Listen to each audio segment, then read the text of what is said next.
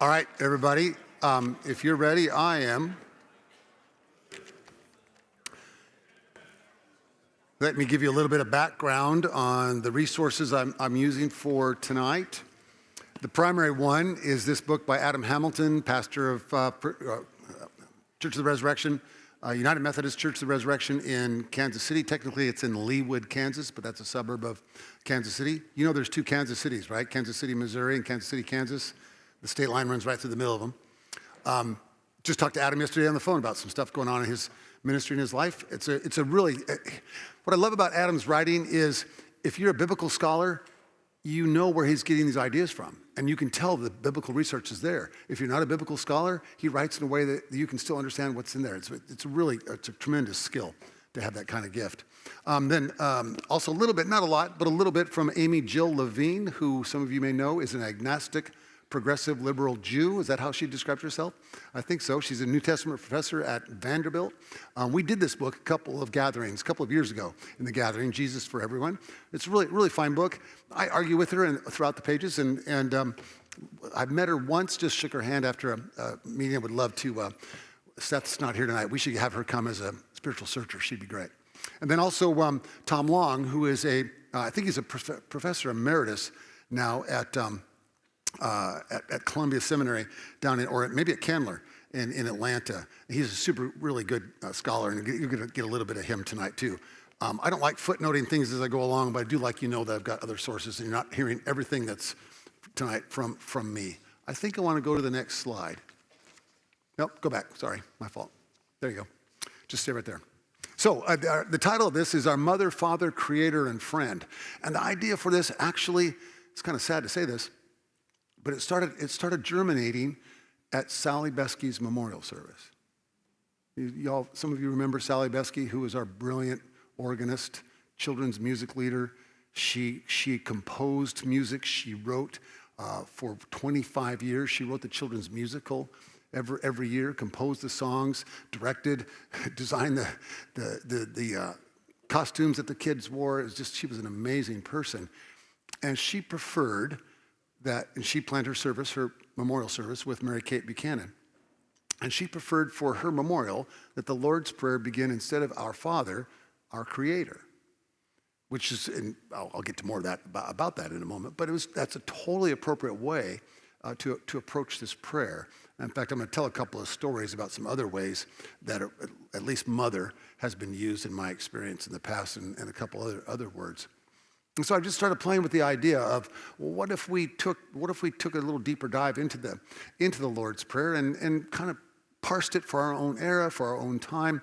In fact, I've got a really cool version of the Lord's Prayer that comes out of the Anglican Church in New Zealand that we're going to look at briefly in just a few moments.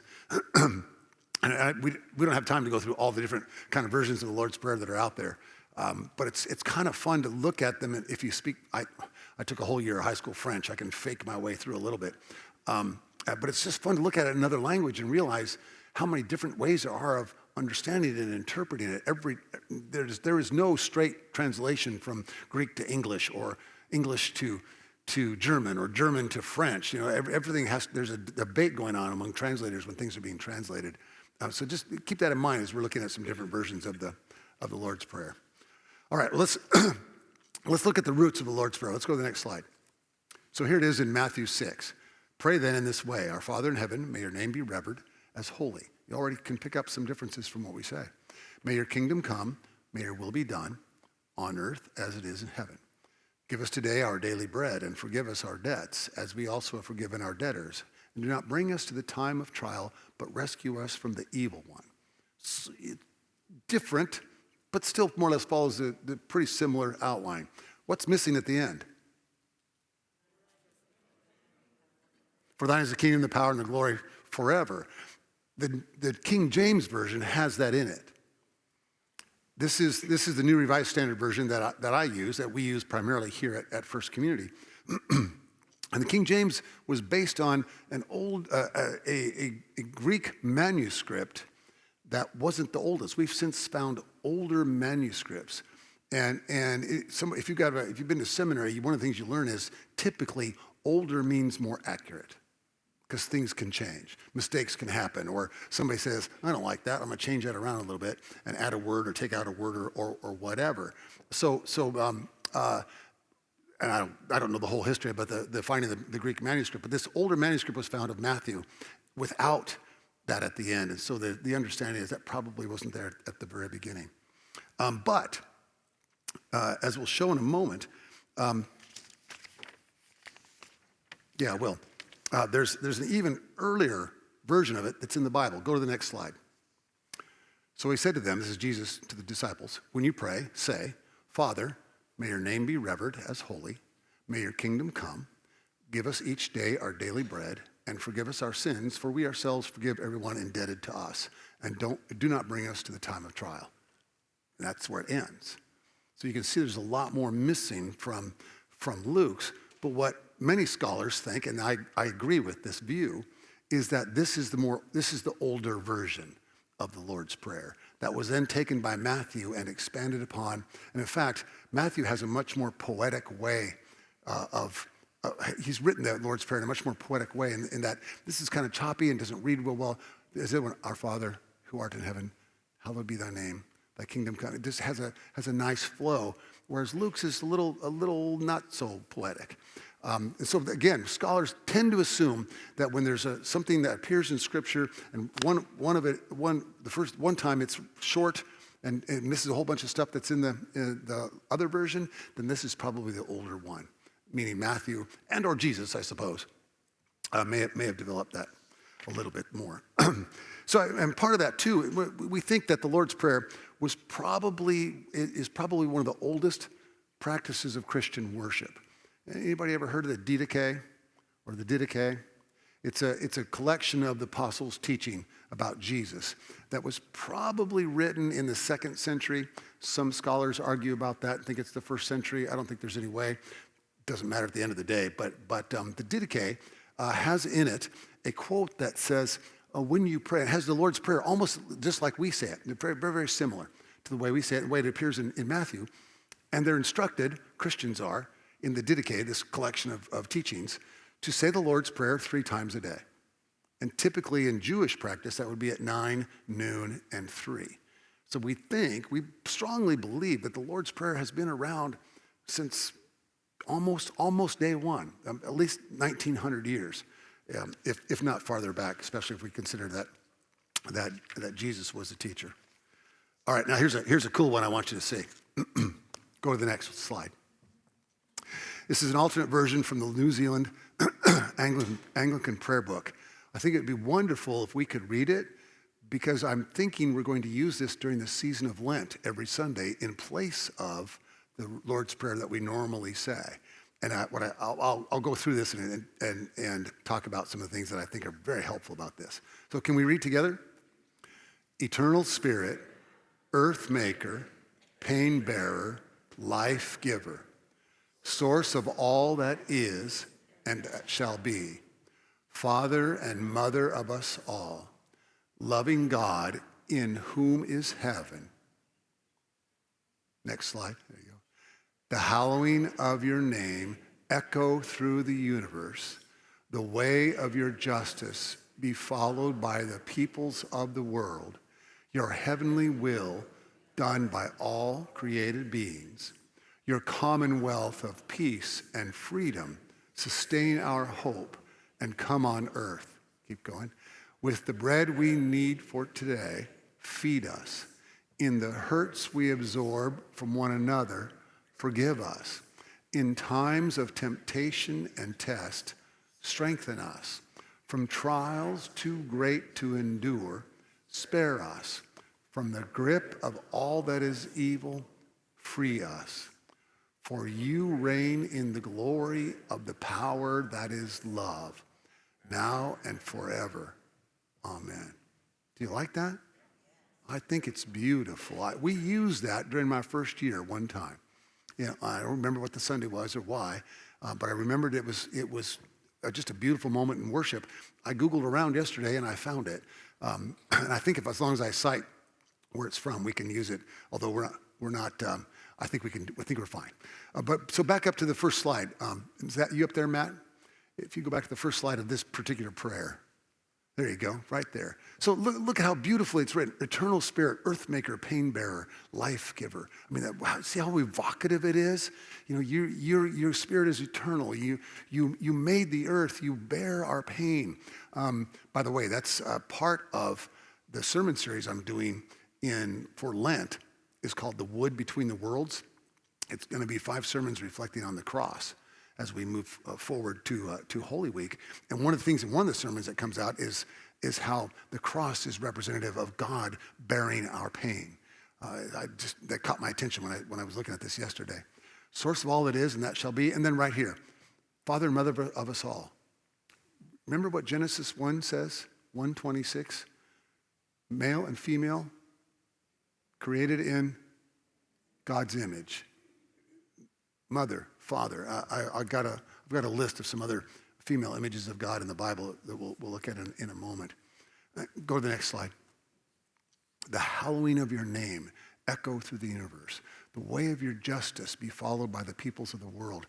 As I was reading this yesterday, I just started making some little notes on the copy that I printed out for myself and started writing things in the world, in our country, and a little bit in my life, where this needs to be spoken. You know, I won't get into it, I won't preach, but the way of your justice be followed by the peoples of the world, I had a longer list there than any of the other phrases. Your commonwealth of peace, your heavenly will be done by all created beings. Your commonwealth of peace and freedom sustain our hope and come on earth. Next one. With the bread we need for today, feed us. And I love this section especially. In the hurts we absorb from one another, forgive us. Have you ever absorbed a hurt from someone else? In times of temptation and test, strengthen us. From trials too great to endure, spare us. From the grip of all that is evil, free us. In the newsletter that's coming out, just leave it right there. In the newsletter that's coming out on Saturday, I've got a column on the front page where I quote a theologian. It's the guy that I'm using for my Lenten sermon series, a pastor named Brian Zond, who says, the devil, speaking of evil, the devil is more than a metaphor, but less than human.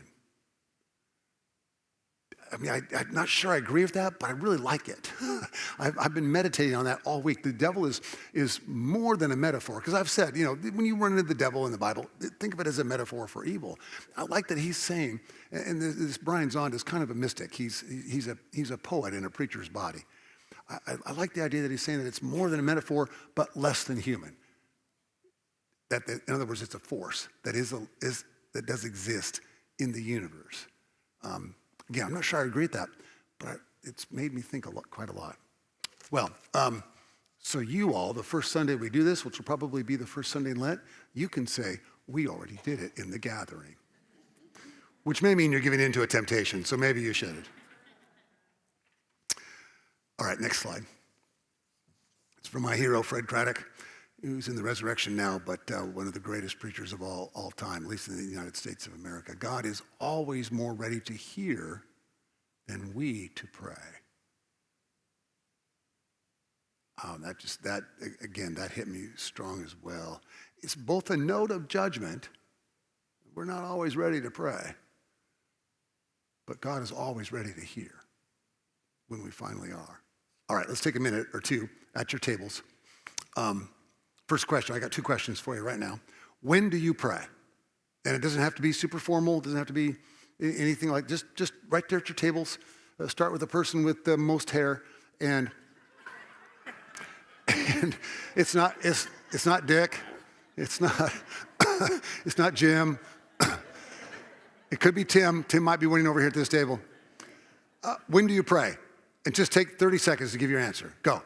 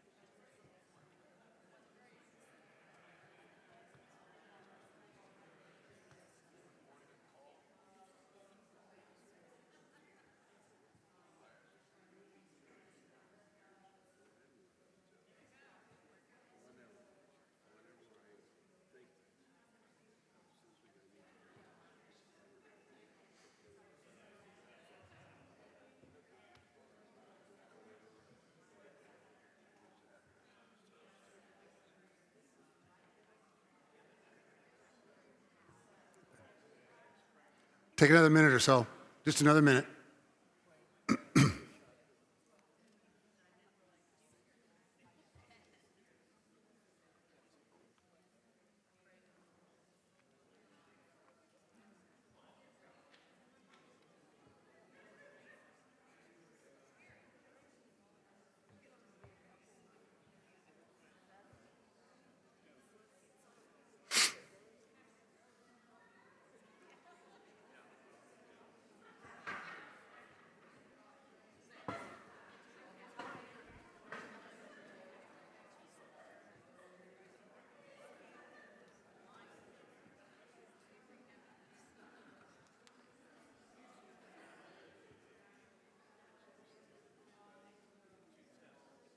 All right.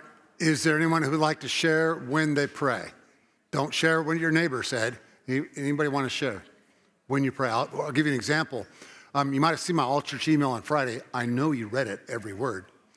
But in that email, I asked people to share what they're praying about. I got about 24 responses, which is way more than I normally get. And lots of really cool things that people are praying for. Someone stopped me in the parking lot today, and she said, I didn't write back to your email, but is it a prayer when I read the news and I pray for Ukraine? I said, it is. She said, is it a prayer when I lay down at night and I just say, I'm so grateful for my life? Yeah, it is. It's just a beautiful little 30-second moment in the parking lot today. Somebody else, when do you pray?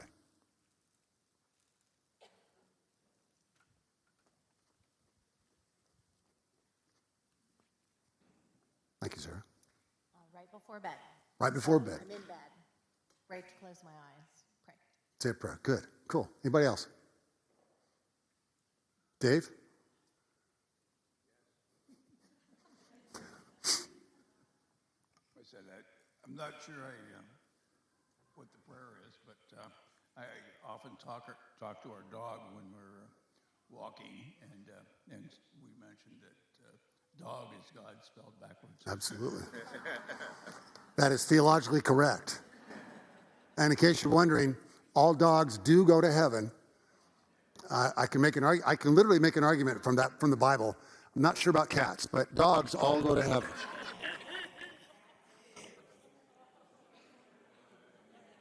Where? Oh. I read a book a few years ago, quite a few, but called Prayer Ways, and it was talking about all the different ways. And one of the things is prayer thoughts, and I think about that a lot. You know, there's a lot of times during the day that I lift up people, or I just think about people and I lift them up. I just think that's prayer. I agree. Yeah. People come to mind, and in fact, I went home to pick up Julie to bring her back for dinner for tonight's event, and I just went, oh, I need to send Mary Kate a prayer concern that came across my desk. Totally forgot. I think that might be the Holy Spirit or Julie. I can't remember. But anybody else? I'll be right back. I play a still drum, and while I'm playing the drum, that melody is a prayer. Absolutely. How many of you, when you're walking or exercising or swimming, how many of you consider that kind of a prayer time, meditative? Yeah, a few of you do. Please. I think I'm more narcissistic. I pray when I need something. Yeah, well, that's okay. Praise when he needs something. Anybody else? All right.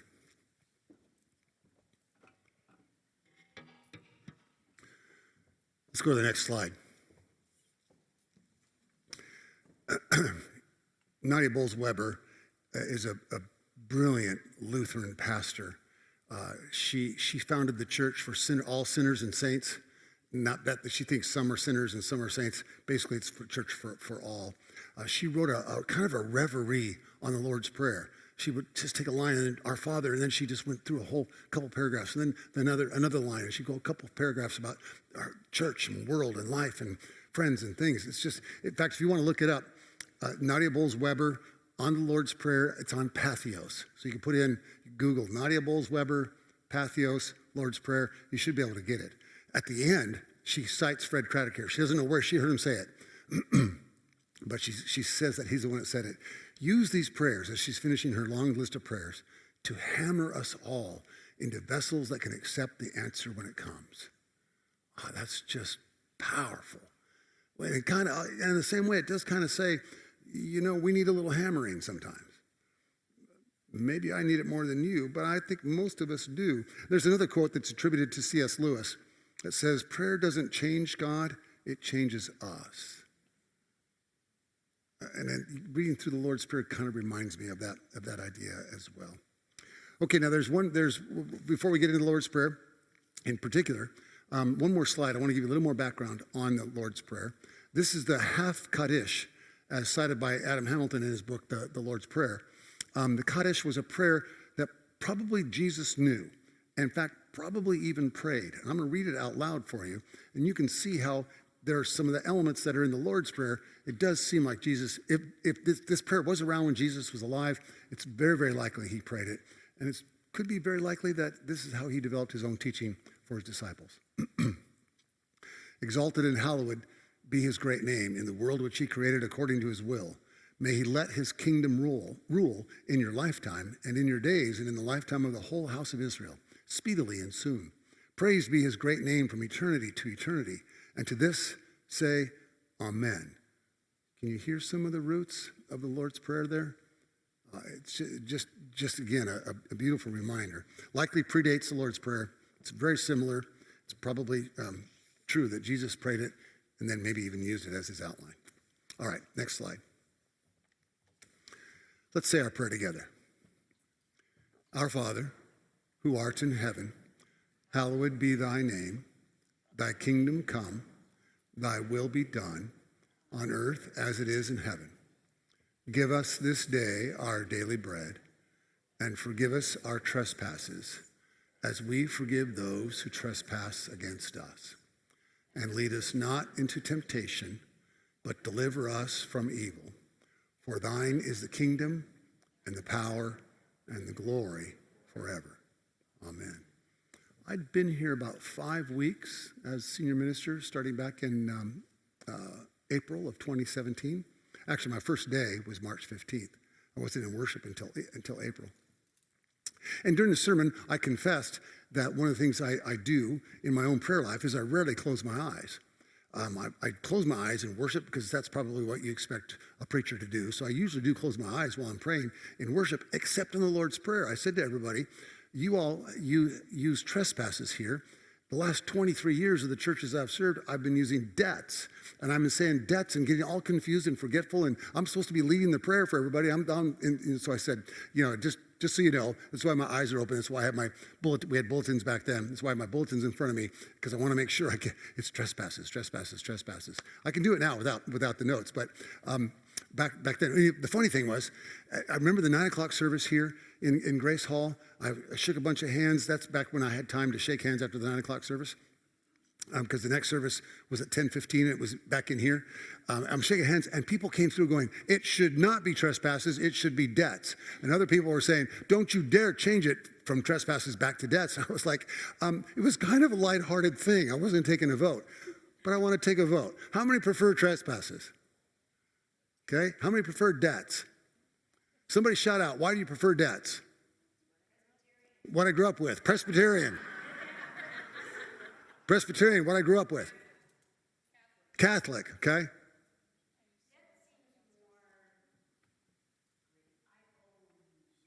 Debt feels more like I owe you something, okay?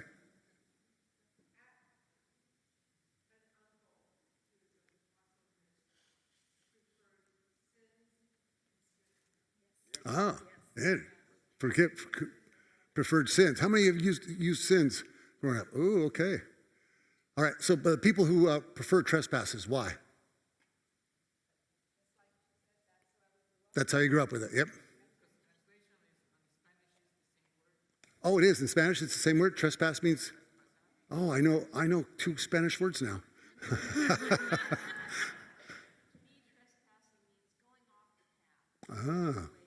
Going off the path. Yeah, we're going to talk about hamartia, which is the word sin. Hamartia is sin. It means to miss the mark. So it's an archery term. That's archery. Joy, go ahead, quick.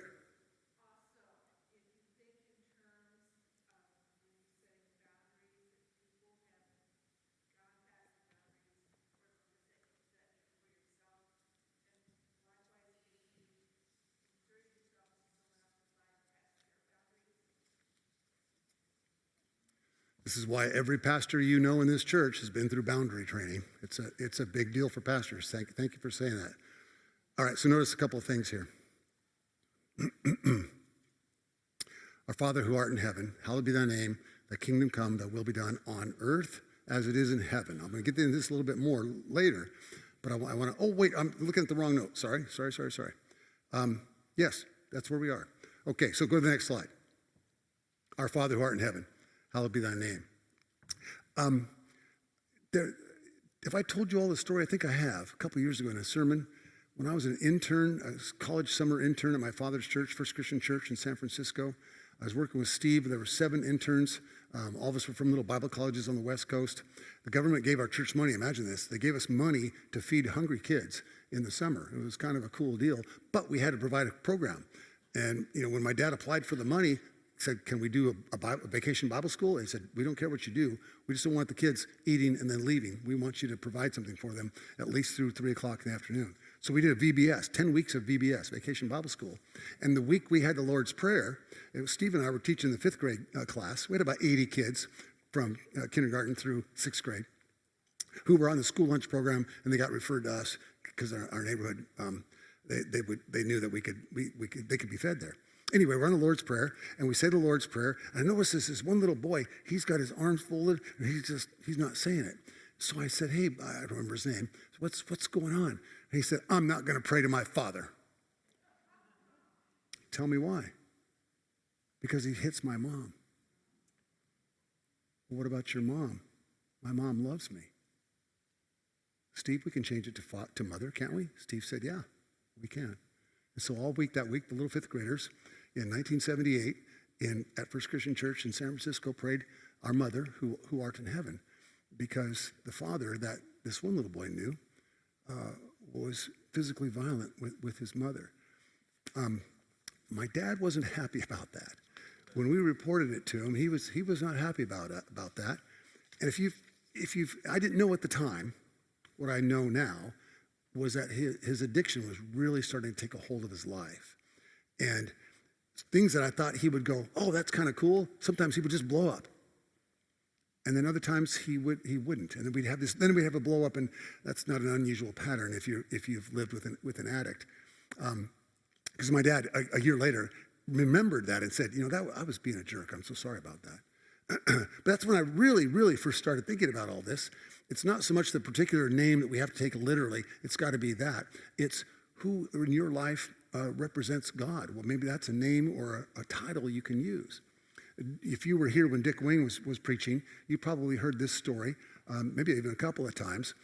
He and I worked together in California, and there was a kid from our church that was in juvenile hall. And so Dick would go to visit him and stay in touch with him.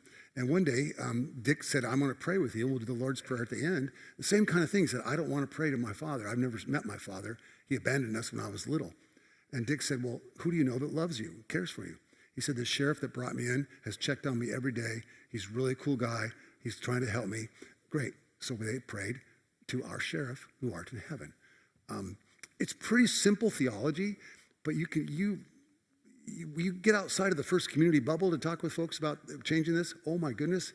Yeah, somebody in this church who's since left the church when I first came here, just chewed me out because I think we used Mother or Creator or something one Sunday, and just chewed me out for doing that. You're not paying attention to the Bible. Who cares about all that stuff? But it's really not that complex. All right, let's get into some of the beautiful part about this as well.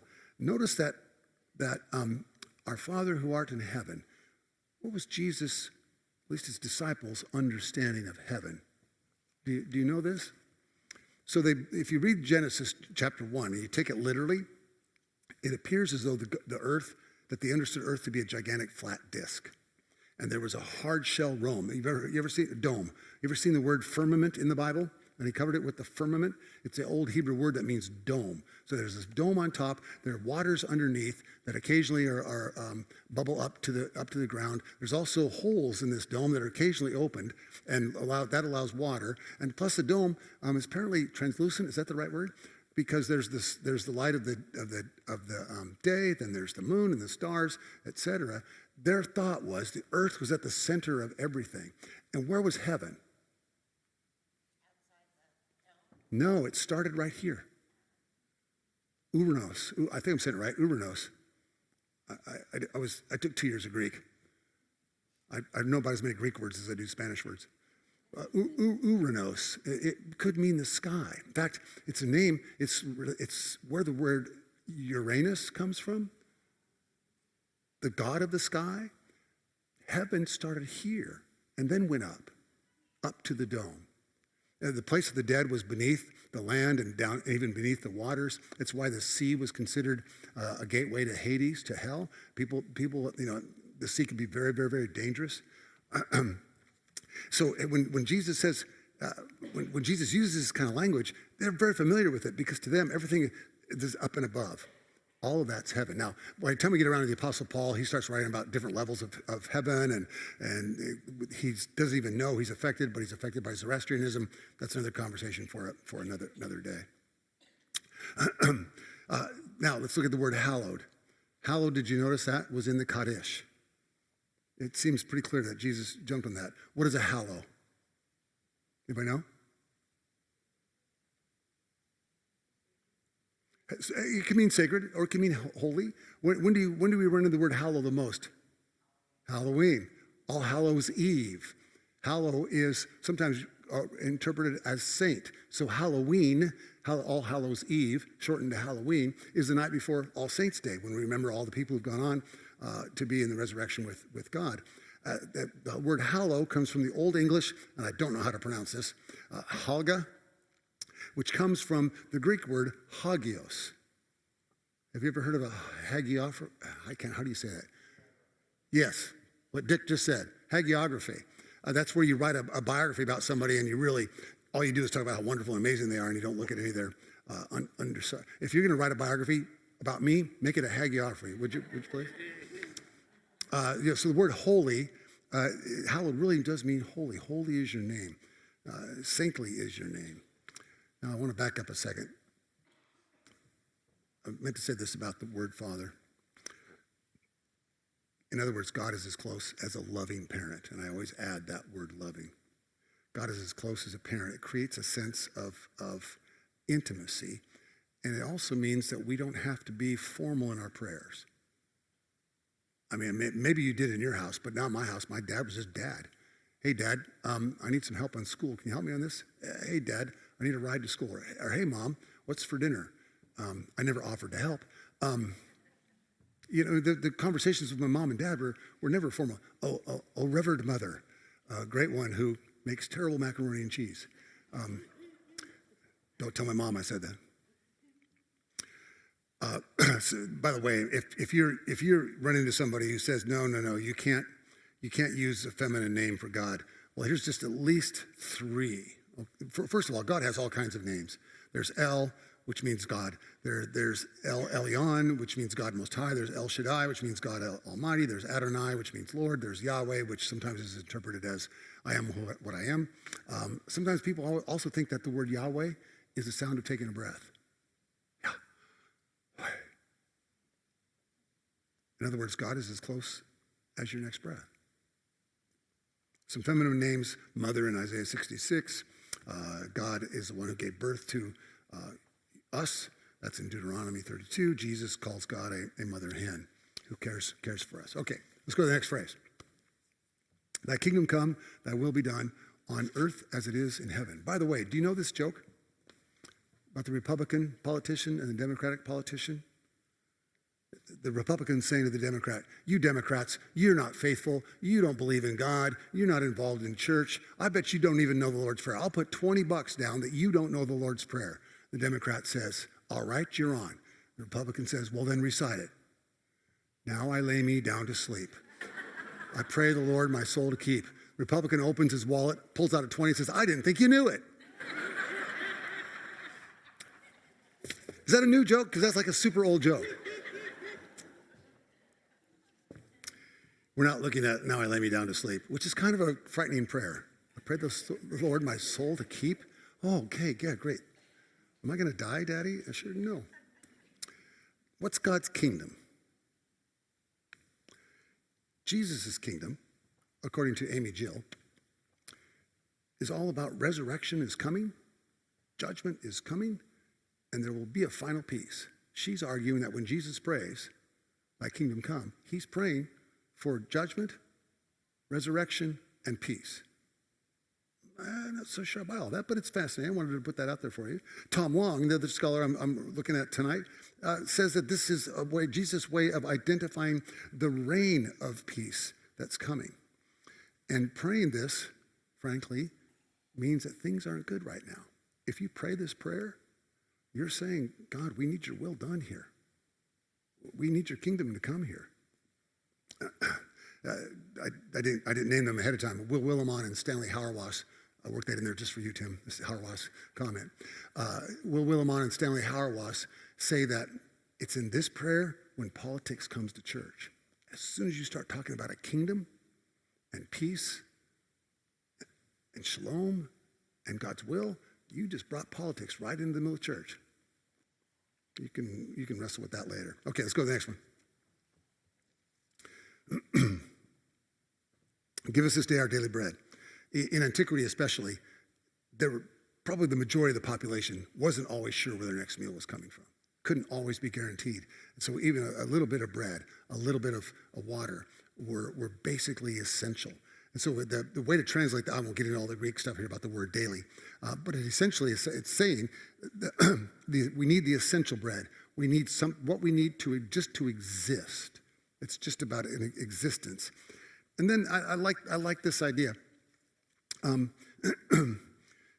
bread we receive is a gift from God. There's this great story about a group of monks who are having a silent meal. It's a part of their practice. They're in Atlanta. There is a monastery outside of Atlanta. Well, there's two monks who come in to study at Candler School of Theology, a good Methodist school there in Atlanta. And they finished their semester or whatever it was. And on their way home, they decided, let's stop at that monastery. We can spend the night. We can have a meal with them, spend the night. Then we can go on the rest of our way home. They call the monastery. Of course, you may come. We'll be eating tonight in silence, just so you know. And so the meal is going on, and the two monks who are visiting monks, can't believe how good the bread is. They're just like, oh my goodness, this is the best bread ever. Finally, after about an hour, one of the two monks can't stop. And he says, I hate breaking silence, but where's this bread from? Did we make it here, or was it a gift? And the head monk, whatever he's called, said, yes, which is a perfect illustration of our lives. Did you make your own dinner tonight? Well, no, you had pizza, but where did that pizza come from? Donato's? Yes. And from God. Ultimately, everything is from God. Okay. Next slide. And forgive us our trespasses as we forgive those who trespass against us. A couple more cute little stories for you here. A 3-year-old boy named Reese was asked to recite the Lord's Prayer after they went over it in their class 3 or 4 times. He said, Our Father, who does art in heaven. Harold is his name. A 4-year-old in the same class said, God, forgive us our trash baskets, as we forgive those who put trash in our baskets. All right, let's talk about forgiveness. Let me tell you some things that forgiveness is not. This is from Adam Hamilton. Forgiveness is not excusing the wrong. Forgiveness is not saying it didn't matter. Forgiveness is not forgetting. We might wrestle around those a little bit, but I really liked his very nice summary of that. Not excusing the wrong, not saying it didn't matter, not forgetting. When I was in 4th grade, I played Little League baseball, Little League football. After football season was over, it's November. It gets darker in November. I started coming home later and later because a bunch of my friends, we were no longer playing on the team, but we'd still stay after school and play football at the elementary school in the playground. And I came home about 5:15 one night, and already the sun had started to set. It was a little bit dark, and my mom and dad said, hey, we don't want you walking home in the dark. You need to be home on time. Be home no later than 5 o'clock. Even if it's getting a little dark, that's okay. Be home by 5, okay? So I did okay for about a week. But then we got into a great game. We were really having fun. It was a cold night, but it was great. I don't know. There's something about football and cold and chilly in the fall and all that. Chilly as in cold, not chili with a spoon. I didn't get home until about 5:30. And I walked into the house, and my mom had made roast beef that night.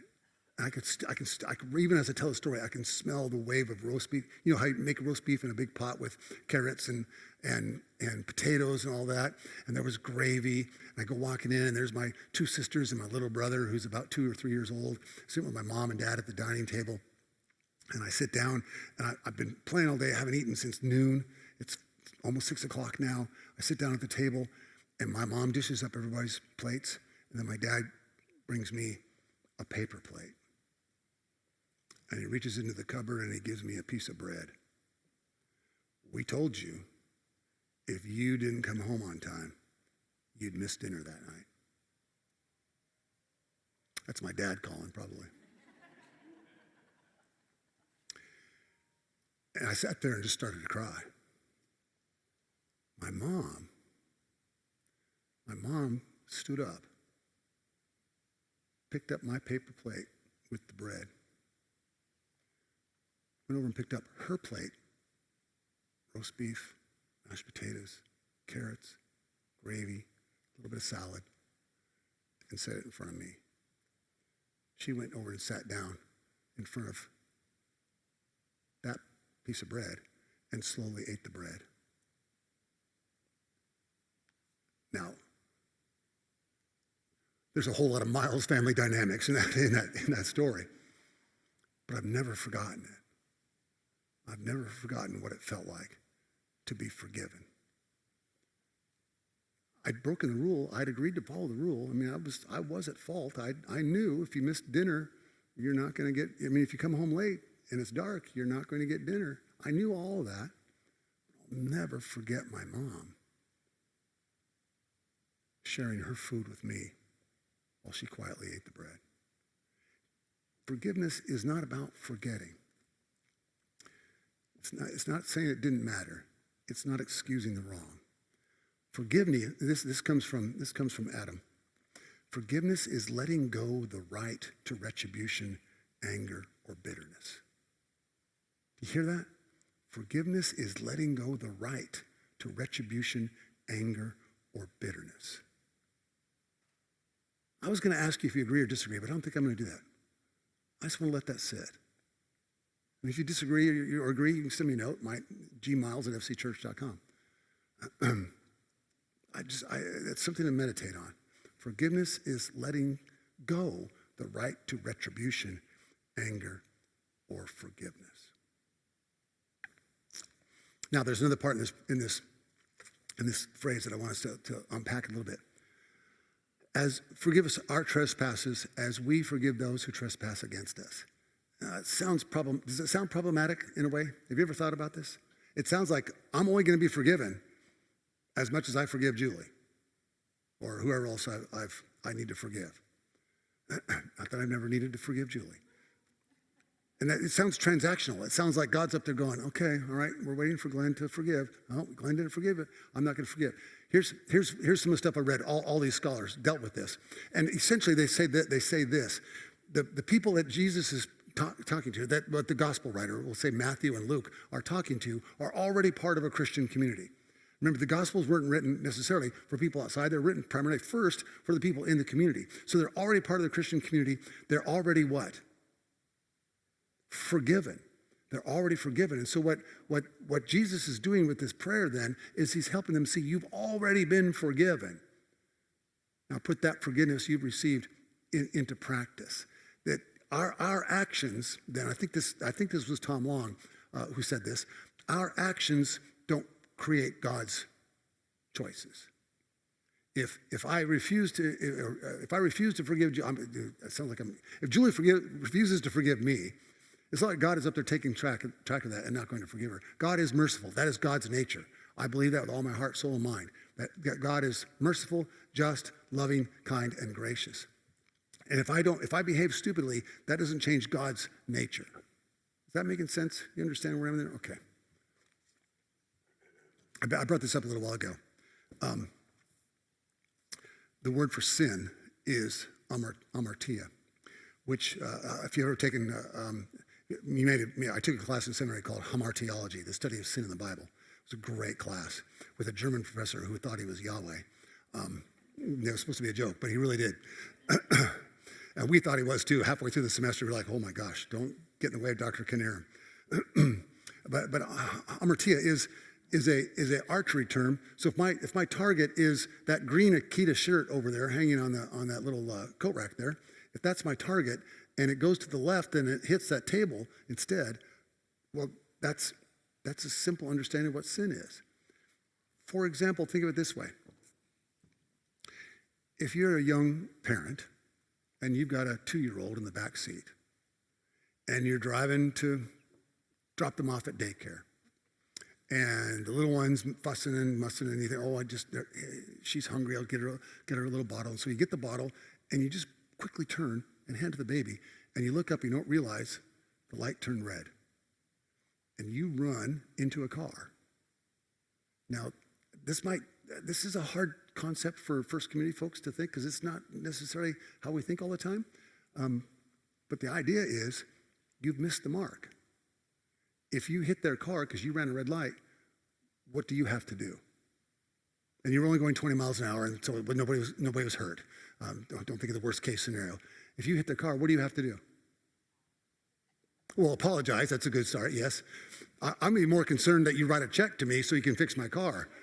If you don't apologize, that's fine, right? So it's sort of recognizing that sometimes we miss the mark. Sometimes it's even unintentional. There's a whole section in I think it's in Leviticus on unintentional sin, and it's kind of beautifully written. The way the priests are suggesting that when there's an unintentional sin in your household, here's how you deal with it: name it, frame it, understand what's going on there, and then ask for forgiveness. Not because you're trying to make people feel bad, but sometimes people do dumb things. Sometimes we don't intend to do something, but it turns out that it was dumb, whatever it was we did, and the intentions were good. Anyway, the idea here is not to think so much of big, gigantic sins, but understanding, well, here's a simple way. If I've made a promise to love Julie and I don't love Julie, I've missed the mark. So it's both a judgmental way of seeing it, but also a way that leads, I think, eventually to grace. And so Christians then are to see the world through kingdom eyes that practice forgiveness. We're called to put that practice into forgiveness. This is what Tom Long says, so that it feels like breathing. So it just becomes a part of what we do when we need to do it.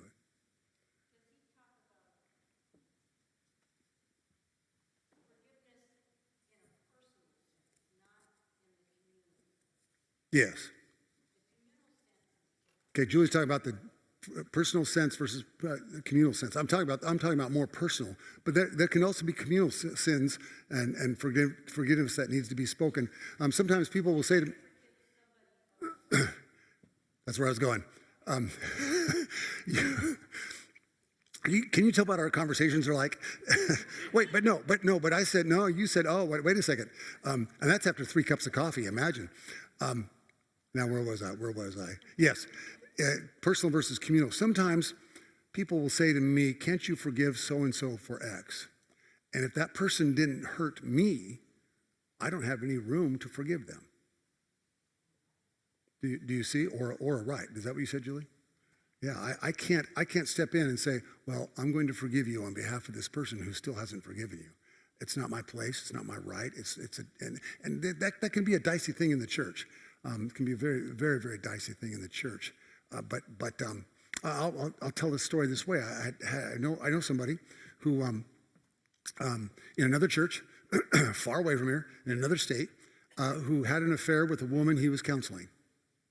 He's a pastor, and he lost his job, and he was furious with the church. He was furious with the people who fired him. But he was handed over to the judicatory in that denomination that would provide a program for him if he was willing to do it. And if he goes through this program, he would be able to come back and receive his standing again. In that denomination, they don't believe you lose your ordination, but you can lose standing. So in order for him to receive his standing back, he had to go through a 3-year program. 18 months into it, he was furious and ticked and blaming everybody else. Why can't I be forgiven? What's wrong with that? 18 months later, I'll just tell you how I'm connected with this. I was one of the persons in that program. I was proud and honored to sign the statement bringing him back his standing, because he acknowledged the pain and the hurt that he caused to the congregation, to the woman and her family.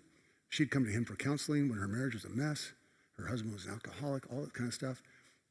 And at the end of the day, this man has been now serving for close to 20 years as a pastor, still married, etc. So on the forgiveness side of things, it wasn't like, okay, you got to go through this in order to be forgiven. No, it was, look, this has happened. We need to acknowledge it, name it, describe the pain that is there, and then work on how reconciliation can happen. And again, like I said, I was one of the signers on the document that allowed him to return to ministry. Okay, well, I think we've got, one more. And lead us not into temptation, but deliver us from evil. It literally in the Greek, it said, and I think that's the way Matthew or Luke, one of them read this way, you can translate it as lead us not into a time of trial. We don't really know exactly what that means. I mean, I can preach a series of sermons on temptation, but we don't really quite mean what this time of trial means. Well, here's what I think, though, in terms of this part of the prayer. This is a fervent prayer, basically saying, as we read in that New Zealand prayer, God, I don't know what else to do. I'm desperate.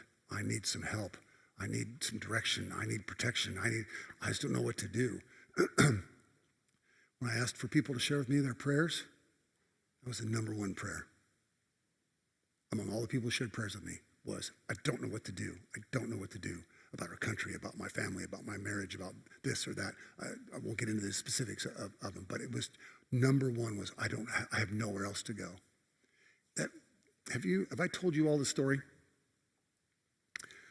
of the 17-year-old girl who lost her baby to SIDS, sudden infant death syndrome?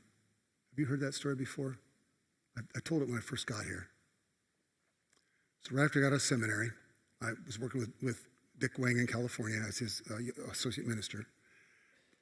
Gary was a member of our church. He was the Mike Schedinger of that congregation of that. He ran a funeral home. He was a sweetheart of a guy.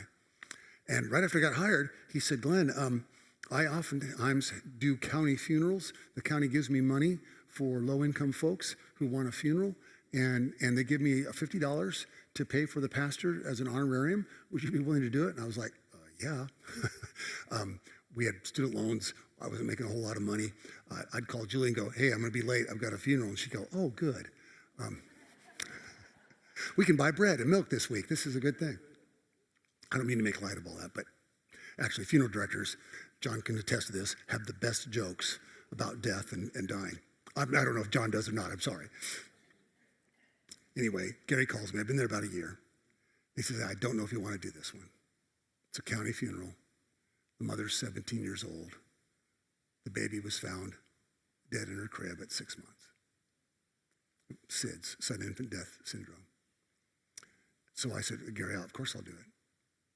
I went to the home. They lived in a trailer park, a single wide trailer in a trailer park. Her mother was there. The grandmother of the baby, she was there. And I said to them, tell me about your daughter. And she didn't want to talk. The mother, the 17-year-old, didn't want to talk. So I talked to the grandmother a little bit. And then I talked about what we do the service, any Bible verses you'd like me to read, that sort of thing. I was there about 30 minutes. It was pretty uncomfortable. But a lot of times we ministers, John and Seth and Mary Kate and Sarah can all tell you this, that sometimes you just have to sit there in the uncomfortableness of it and not say much. So I had my notes. I'd figure out what we were going to do. It was going to be a graveside service only. And I said, all right, may I have a prayer before I go? And the mother of the baby, the 17-year-old girl, said, sure, but you need to know, I don't believe in God. I understand. Offered a prayer.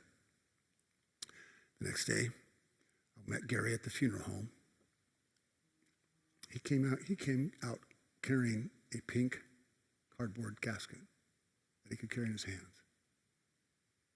Placed it carefully and gently in the back of the hearse, made sure it wouldn't roll around, secured it in place. He asked me if I would carry it to the graveside, and I did. It was a cold, blustery, foggy, Northern California, Bay Area kind of day in April or March. Got to the graveside, we set it down on the little rack that they put there above the grave. It was just the mother, 17-year-old. Oh, and her mother was only 35, I would guess. You can kind of see the pattern that was there. I don't remember anything. I don't have notes. I don't have a file, nothing. I don't remember anything. But I went through I read scriptures, gave a prayer, gave a little homily on the beauty of life, and thanking God that we had this one little one with us for something like that, I'm sure. And then I said, okay, I'm going to go ahead and close now. It was about 20 minutes. So I'm going to go ahead and have a prayer. The 17-year-old said, can I pray? I said, yeah, please.